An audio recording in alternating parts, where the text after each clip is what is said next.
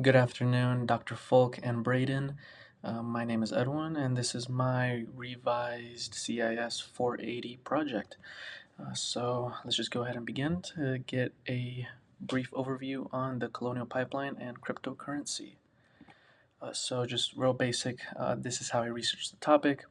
I used academic journals, news articles, cybersecurity reports, and real-world case studies, and everything was parallel with credibility, recent information, and a focus on ransomware and cryptocurrency.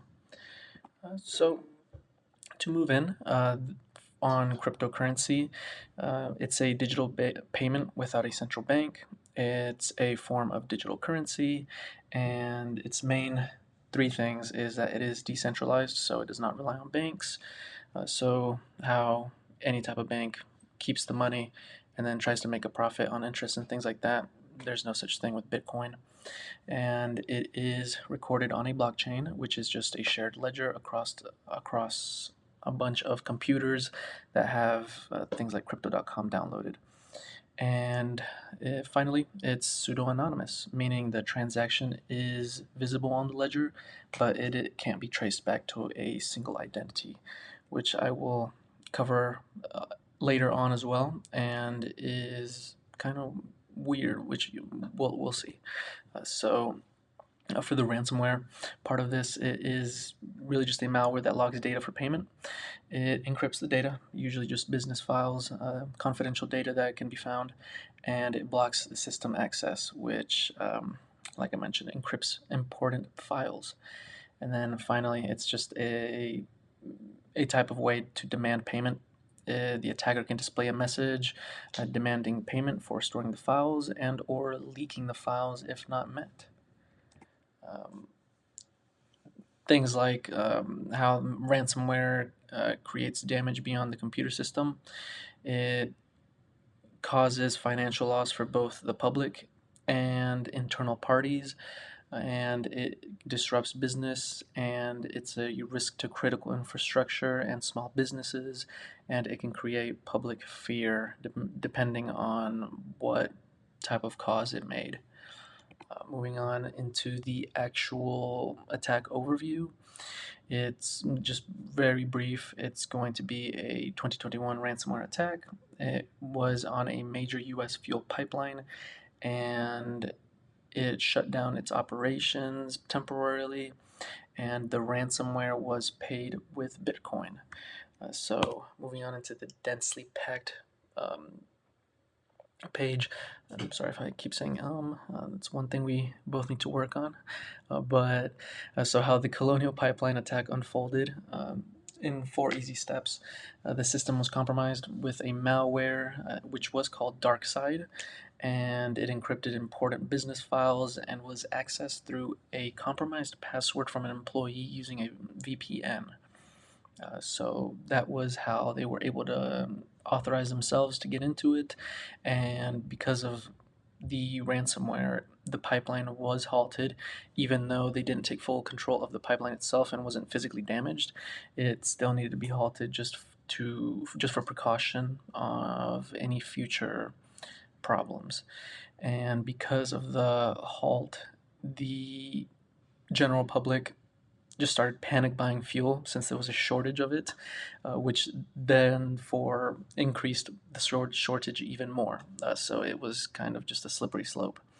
And some new information: the authorities were partially recovered the ransom by tracing Bitcoin through the blockchain to a DarkSide linked wallet and seized 633.7 bitcoins, which the FBI obtained the private key for the wallet. So the thing with that though is that even through research and the government's own overview of it, they didn't specify how they traced it. You know how earlier I mentioned that it's kind of untraceable.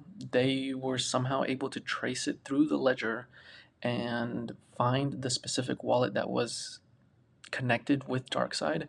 And I'm guessing that since they knew the exact amount of Bitcoin, they traced it through the ledger and was able to actually identify what wallet it went into, and then was able to retrieve it somehow by obtaining the private key, which is a password that only DarkSide knew about. So honestly, who knows?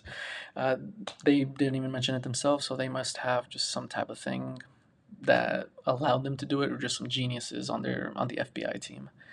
So as another dense slide, why the Colonial Pipeline became a national cybersecurity wake-up call.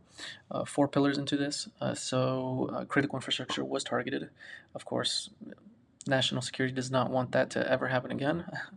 And it paved the way for baseline attack mitigations that we have today for the critical infrastructure. And another thing is that this digital attack created physical world consequences. Just like it halting the pipeline, that's just something the government does not want to happen. And because of the pipeline halt, it created economic disruption. Uh, just from a simple small attack, it created nationwide panic that disrupted the economical leverages. So, exposed that ransomware wasn't only a tech issue, but it can impact way more than just a simple computer. Moving on into the key takeaways, just to sum up everything I mentioned, cryptocurrency increased the speed and appeal of ransomware attacks, ransomware payments, and the Colonial Pipeline attack showed cybercrime can disrupt national infrastructure. Stronger cybersecurity controls are essential for prevention, and that policy and regulation are still adapting to crypto enabled crime. For my references, these are the ones I used. Thank you very much for watching my final CIS 480 project, and have a good rest of your day.